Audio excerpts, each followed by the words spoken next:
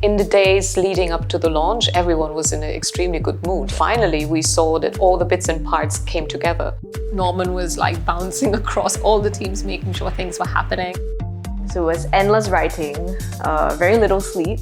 So we were just churning out content those last few days right before the big launch. Both digital and creative projects we're working on was shaping up really nicely. I'm really passionate about what technology can do to tell stories on another immersive level and help elevate a publication that was traditionally very much print-centric. Every time I have these calls with you, I'm like, why are they doing everything right? You're making my job kind of very easy, but also very difficult at the same time. Yeah, it genuinely looks really, really great, and I'm very, very excited. So we had all these things planned every day. How many posts, what were the posts, what they look like. We were so excited and so nervous at the same time because it was going to be our first point of contact with the world. And we were finally going to showcase a glimpse of what we'd been working on for months. It's time to go live. Bringing it live now, and it is now live. Okay. It's live now. Oh my gosh, yeah, it's live. This is a brand new chapter. This is a story. And then tomorrow at 9, they'll see our first post.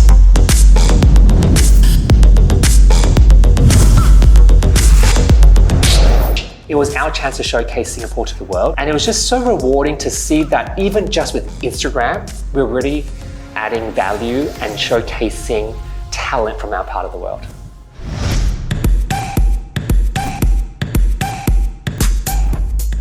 I was absolutely blown away by the response we received from the video that we did with Fahima. To give you a backstory, I actually found her on Instagram and street-casted her outside Suntec City. For me, it was exciting because it was Vogue Singapore, but I didn't think it was going to be big for everyone else to. People I didn't know were sharing it, and they said like, I want to be just like you, and that was really surprising for me. So when the issue 1 finally arrived, it comes wrapped in paper from the local printers. Coming to see. Oh! It's just a very surreal feeling. Yeah, to see it in front of your face. It's a whole different experience to see it in your hand and you flip through. And it was exactly how we wanted Vogue Singapore to be. I actually saw my name in print. Bettina! How many hours of Zoom calls? Carry it like this, put it in your bag. We're launching next week, it's under control. Yeah, I'll be late. The marketing team was working on our send-outs. We had to make sure all the invites were going out on time and all the collaterals were kind of ready. So we have a bit of a production line going on. It looks messy, but I promise it's organized chaos. You know, there's obviously a bit of anxiety. We're all really tired, kind of just running on adrenaline and excitement right now. One of the key milestones for launch was Vogue Conversations. It was going to be introduced by Anna Winter. I'll be moderating it with a panel of speakers, industry experts on how technology is fashioning the future. We wanted a more homely environment, so we did it at Bettina's, our publisher's house. It's also the first time we're hosting this in Singapore. You know, we have speakers from all around the world, so kind of making sure we have them from the different locations and time zones. And that was quite stressful, to be honest. It's such a different ballgame when it comes to doing a virtual event. We had all the precautions in place, but we just never really know with technology. So we had our rehearsal with the international team, which really worked well.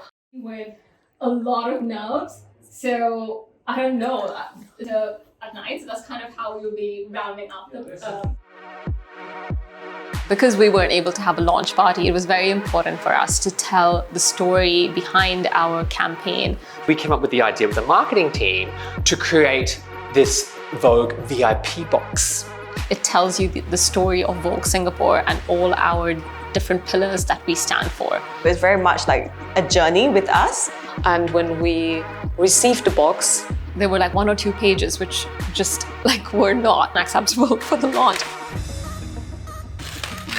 Hi, look, I'm looking at the poster and it looks really, really bad. Just a day before launch, there's always like a little extra of adrenaline for us.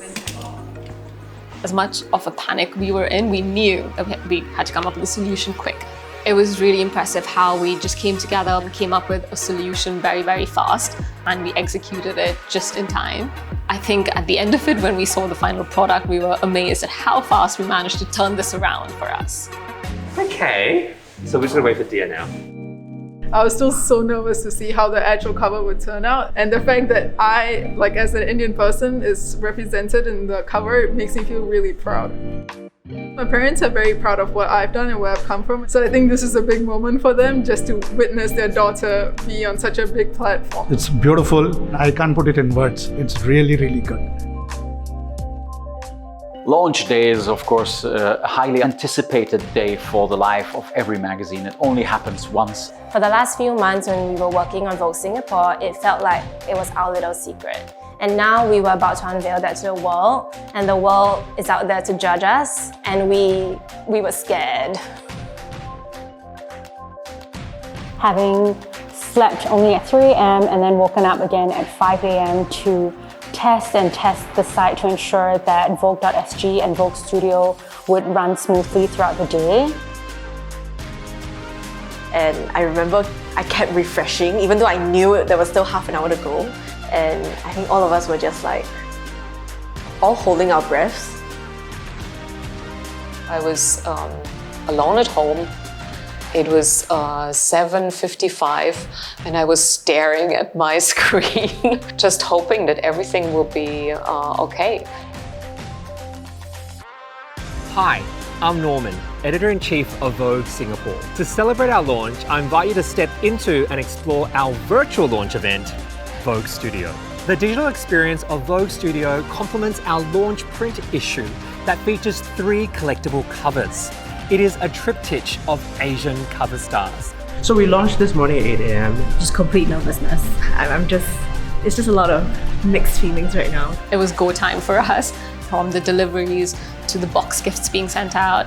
Just the positive feedback we were getting through the day was really motivating us to go through. I think it's just so surreal. Oh my gosh, I can't believe it. Oh, it's actually such an emotional moment for us, tearing a little bit up. It's like birthing triplets almost with the 3 covers. With no epidural. Definitely very, very proud. They had all the rest of the Vogues all lined up alongside ours, and that was quite a moment though. Because you really feel you're now part of a bigger picture in the work family. It's really kids in a candy store, but it's so fantastic. Everyone's already celebrating, but I didn't want to celebrate until Vogue Conversations was done. It's gonna be amazing. This is my self-prep time. I'm gonna practice my introductions. Knowing that we have almost 2,000 people watching this was very nerve-wracking. And I'm still super nervous. And then Natasha's going, 40 seconds, 30 seconds, 20 seconds, 10 seconds, Norman. And I'm like, and then we went live. Good evening. Thank you all so much for joining us on this exciting day. And today, we are welcoming our very newest member, Vogue Singapore. It was really fantastic to see how Norman managed the conversation, how everyone was engaged. Through the entire time I was texting with the Condé Nast team and they were telling me such positive feedback, so I was very, very relieved. I was also very proud of how far we had come in all of this, so it was very, very emotional.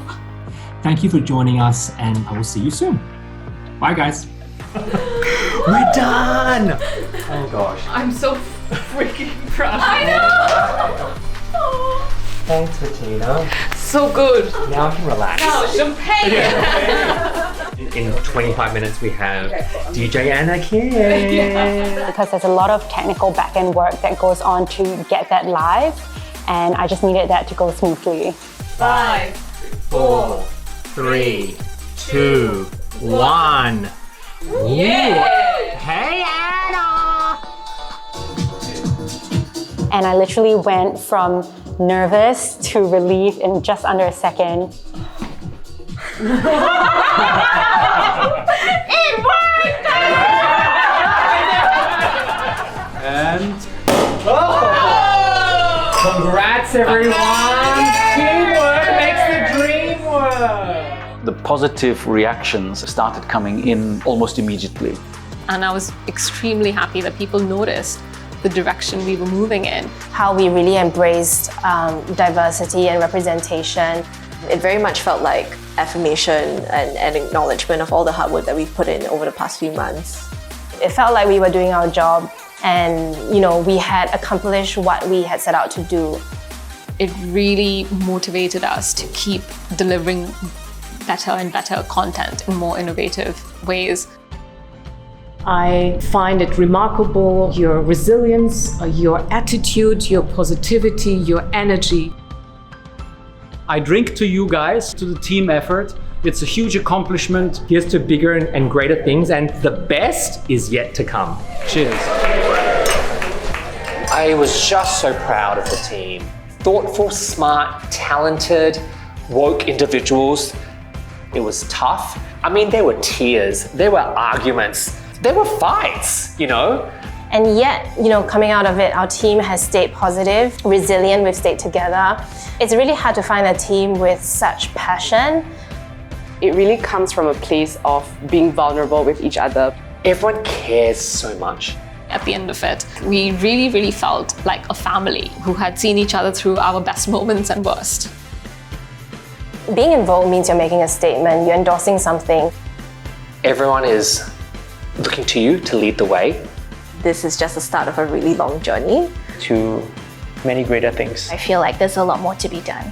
To bring important topics to light. Change conversations.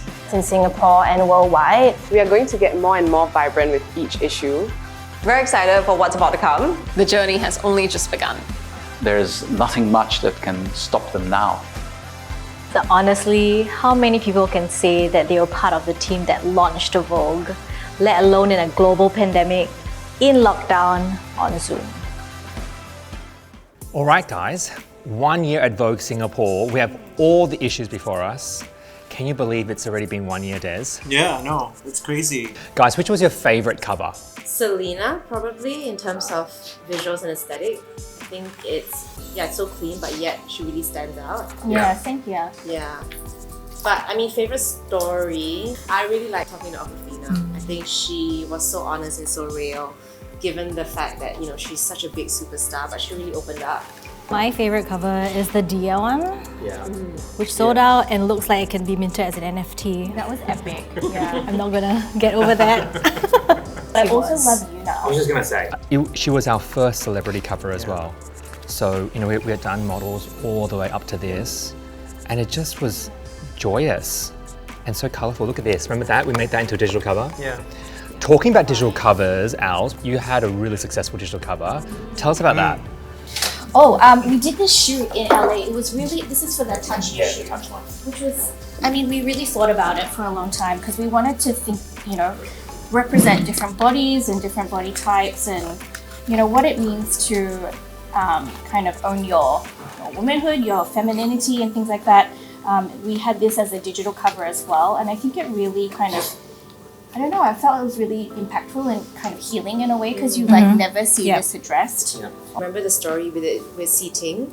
Yes. That issue as Oh well. yeah. I mean, that one. was so special. Telling the story of positivity through death. This one, right? But she had that was so meningeal disease, and then when I was actually transcribing her interview, I got the text that she passed away, which it just felt such a privilege, to be able to tell her story for her family, for her friends, and leave her legacy behind. This is my favorite story till date. Really? Your favorite today? We casted this model, and then on set, she kind of felt like her entire personality was being taken over by the mask, right? Because clearly it was over her head. Midway, she decided that she wants to leave. And we were surprised because one of the assistant who's on set is actually a ballet dancer who is also a trans model. And he stepped up and he said, would you mind if I do this for you guys? And we were like, yeah, sure. So it was the assistant? Yeah, it felt like it was meant to be. And then now we have this NFT issue, which has been, congrats guys, it's been so historic. It's been widely celebrated. Obviously, it was part of the whole September theme of new beginnings. And for us, since beginning, as you can see with the Dia shoot, we've always incorporated some form of technology and thinking about creativity in this new realm. And kudos to the team because it felt like we relaunched again. Yeah. The amount of work that Yeah. we did for the September. Oh God. It's a big issue. It did. Massive. We did 2 microsites, one for the cover because the cover is a portal to the 2 digital covers, and then the whole 48 local performers as part of NAC that you, Joey, and Vanessa, absolute legend, worked on. And then there's so many different interactive points, and it's been so widely celebrated by the Condé Nast fam and the NFT community. It was featured in Forbes, and I think, guys, you should be so proud of what we've achieved, right? It's been an amazing first year at Vogue, but it's only just the beginning.